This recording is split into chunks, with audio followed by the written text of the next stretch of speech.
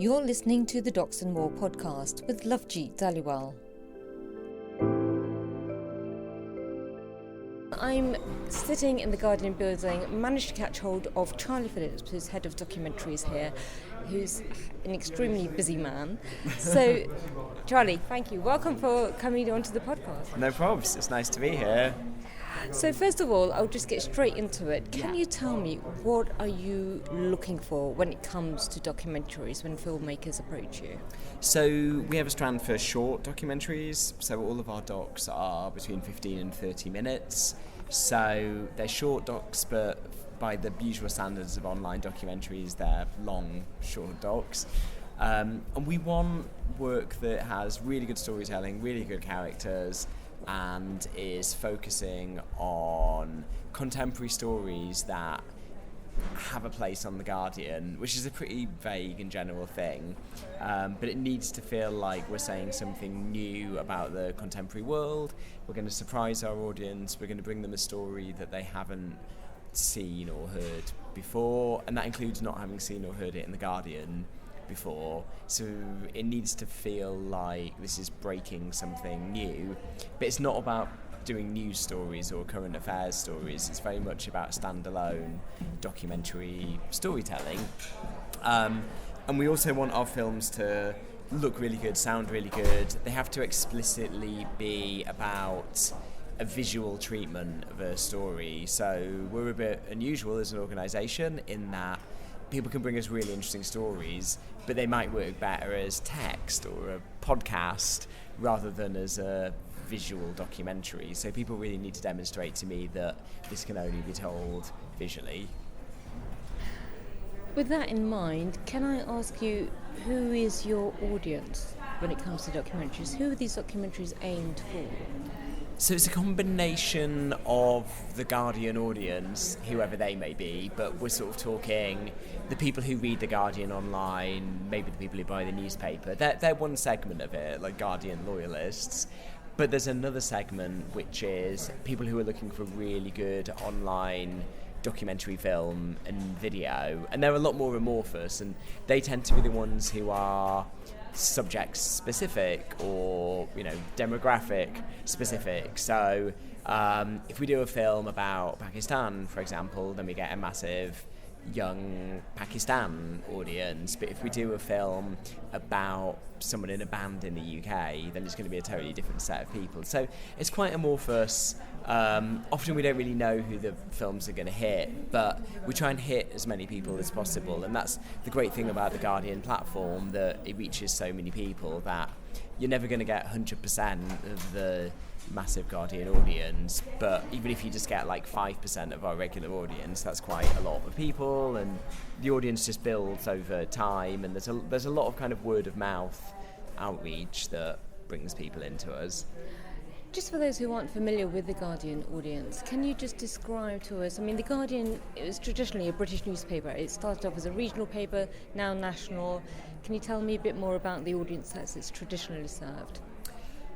Well, actually, having referred to the Guardian audience, we have loads of different audiences. So there's the kind of core Guardian newspaper readers, which is a few 100,000 people, and they're very important to us, obviously. But they're not really the audience I think of when I think about the people watching our films, and our film and video, which covers not just documentary, but news features, breaking news video, culture video, sport video, a ton of other stuff.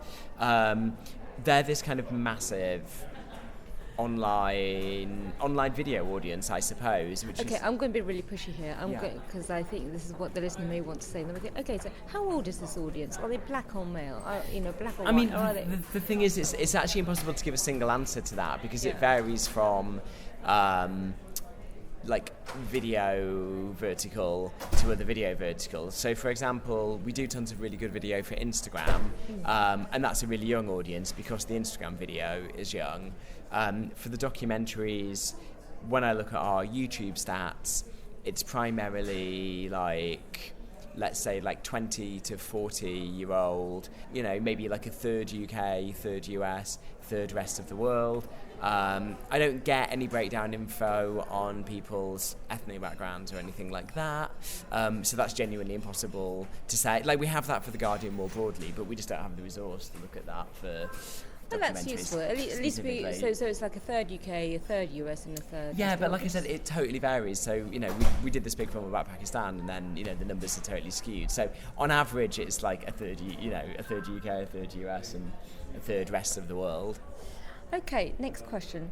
How much money does a filmmaker get if they get something commissioned from you guys? So we usually put in around £15,000, and then we'll sometimes try and leverage extra money from other co-producing partners or other funds and foundations. But the standard for us is usually around 15. Obviously, it depends on the film. It depends what people need, really. How many films do you commission a month? It's hard to say a month, but in a year we do between 20 and 25, but it tends to more work that we'll commission in, like, spurts. What is the immediate and also a bit more long-term thinking future of Guardian documentaries? So, this sounds really sort of general, but we want to work with really great filmmakers, bringing us ever more exclusive stories, and in a way that's kind of more of the same. But I think that the more that people have visibility of the kind of storytelling that we want to work with and the kind of filmmakers we want to work with, the more that people who maybe wouldn't have approached us 2 years ago are going to approach us. So it's that kind of quality of filmmakers, but also we have a remit to tell global stories. I really want to make sure that we're reaching global filmmakers and that people like know what we're doing and who we are, which is why I travel to lots of festivals and meet lots of people. We're always looking at playing more festivals, doing more events, you know, winning awards, and not just for the sake of winning awards, but because winning awards is just a really great publicity thing, basically. And I guess beyond that, it's also making sure that we're just reaching the widest audience possible and making sure that our films get seen. So there's a lot of those sort of more general things rather than, you know, I want to do 5 stories on subcultures or something, because we don't really work in that way. Like, I'm very responsive to people just bringing me really good stories, and when I think of targets, I think more about how are we going to reach more people, how are we going to reach diverse storytellers and make sure that we're representing the whole world. How committed is The Guardian to documentaries? I mean, I'm really committed to it. As an organisation, they're really supportive of what I do. Documentaries are comparatively expensive compared to a lot of other media, and so I'm always really conscious that there's a need to bring in partner funding from other people or like collaborate with other people. And I think as long as there's that collaboration side there, and so it doesn't become too big a financial burden, I think there's always going to be some support there, because there's a really good recognition here that it's a really good form of storytelling that is different to any of the other storytelling that we do, and in a way it can blaze a trail for trying other formats of storytelling across all of our formats. And that's just thinking very much about what we do now, which is commissioning independent filmmakers to make films. There's a whole other world of opportunities around looking at the stories that we're developing and I don't mean documentary stories, looking at the stories that are being developed by the news desk here and the investigations team, and thinking, what would a documentary treatment of that kind of thing look like? So there's a whole extra world of like what's going on in the building here, which, you know, I'm wanting to look at more. Where do you see the future of documentaries going? More generally, documentaries going. I think we're going to continue to see people looking for the online space to watch documentary. I really do think that TV is in a kind of terminal decline.